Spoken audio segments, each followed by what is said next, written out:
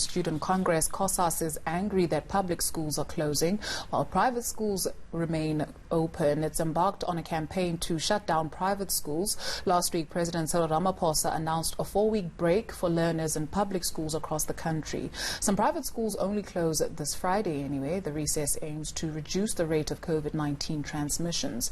We're joined now by Lebogang Montjane, Executive Director of the Independent Schools Association of Southern Africa, for reaction. So your initial thoughts when you heard what Cosas has had to say? Our response is this. The President was actually correct.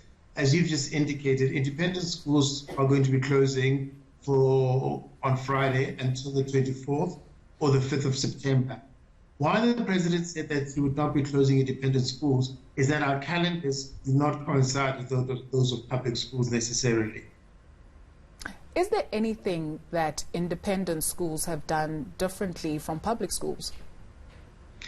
Yes, I think that also what's been quite confusing about Cosas' statement.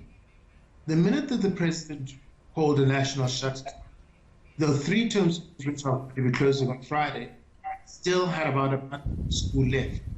So they simply went online, and now we are actually, most of our members are either online or a combination of online and in-person. So in many ways, going to campuses to try and close them down makes no sense, because many of those teachers are actually at home teaching students who are still at home. On that, are there any of your members who have had to shut down or who have shut down out of fear of the threats by Cosas?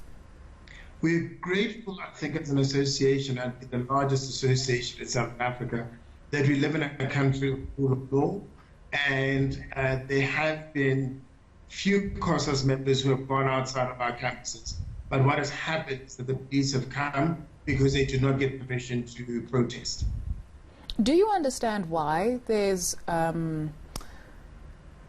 division of thought, rather, on this issue?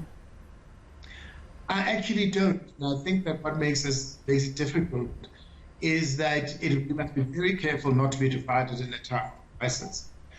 The distinction between public and independent is not whether schools are independent or public. The distinction, I think, as I keep saying to many people, is Professor Spoor of Stellenbosch University. It's between those schools that pay fees and those schools that don't pay fees.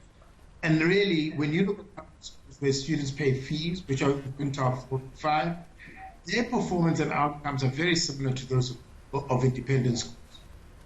Thank you very much for your time this afternoon. Lebogang Montjane is the Executive Director of the Independent Schools Association of Southern Africa.